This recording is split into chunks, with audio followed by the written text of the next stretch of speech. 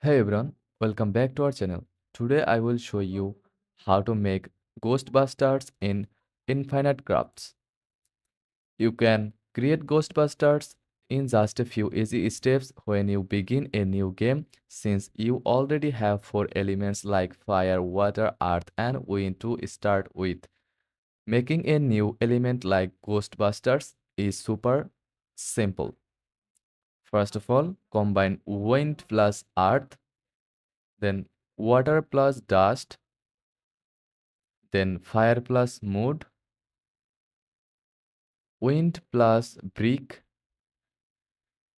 house plus house, dust plus town,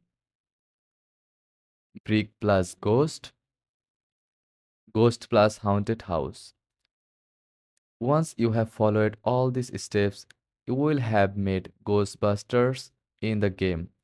If this helped, don't forget to like and subscribe. Thanks for watching.